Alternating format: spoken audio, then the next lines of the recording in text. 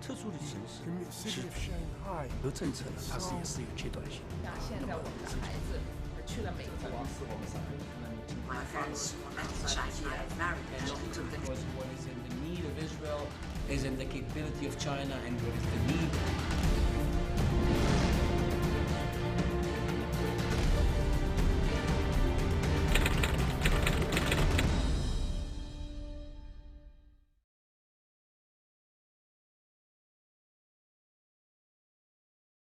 Have you met any Jewish survivors or the family members who came to China during World War II? Yeah, I have met them. Actually, there was quite a lot of them who come and go to China, to Shanghai. We had a celebration just about less than a year ago to inaugurate the wall in the Jewish Museum in Hongkou.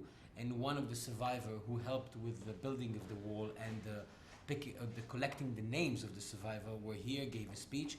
So there are quite many of them who are coming. We have to remember many of them are old, many of them aren't alive anymore, but their kids, some of them were born in Shanghai, are still alive, and many of them, or quite a large number of them, come and go to Shanghai. And all of them are very, very, I would say, emotional when they come here and show their gratitude. And some look for the homes where they lived in when they were young, look for the neighbors, the kids they were playing with when they were young. So quite a lot of people we meet here.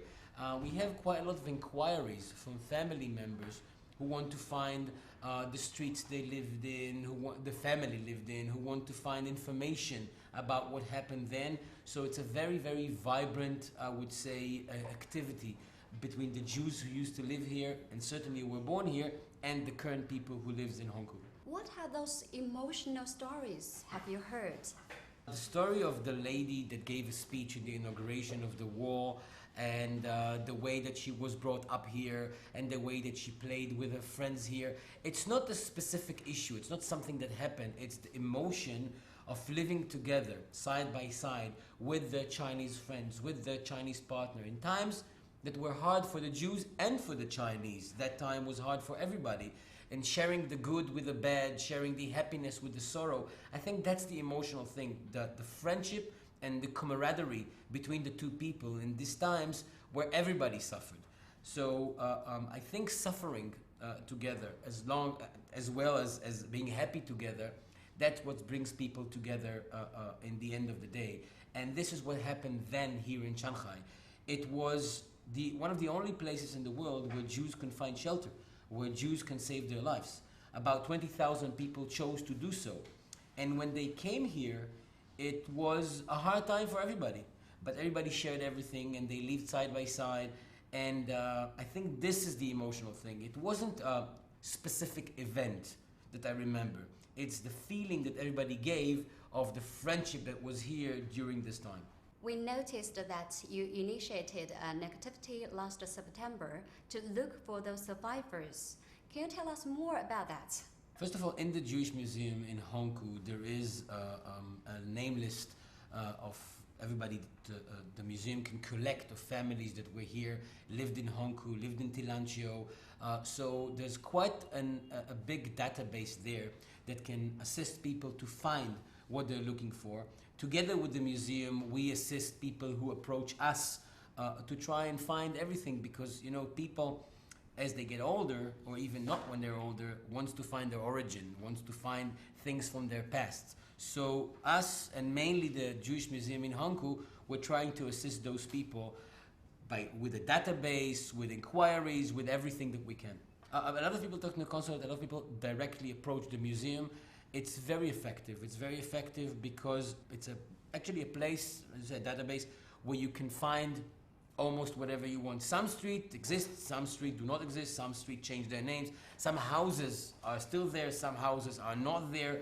But in general, it gives you the information that allows those people to try and search for what happened here, either when they were here or when their parents were here, to try and search as maximum information as possible. In Israel, I can tell you that the government, the Prime Minister, us, we are very focused and very aware of the story.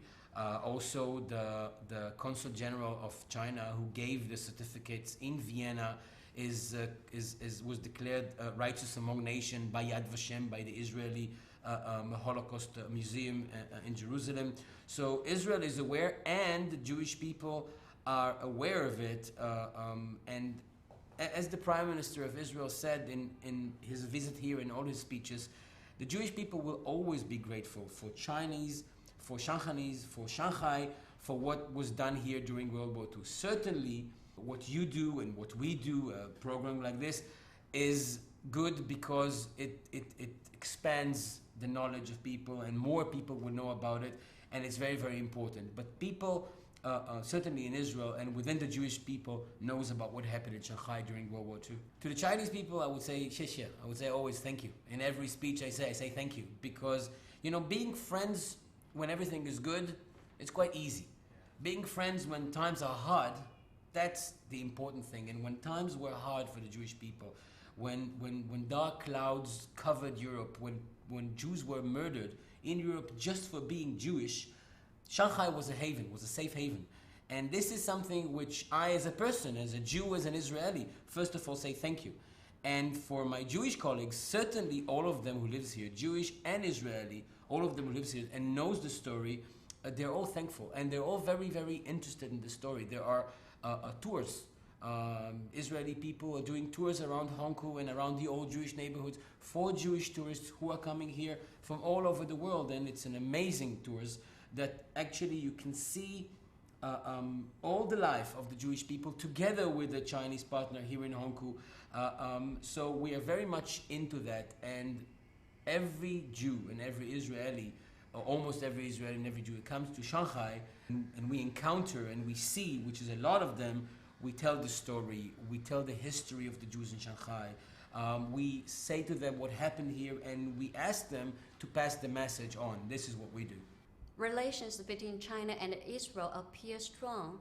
Meanwhile, the Jewish community has contributed much to China as well. Can you tell us more about that? It is a friendship that is strong today, but it is something which is also built on the past. It is something which started a long time ago.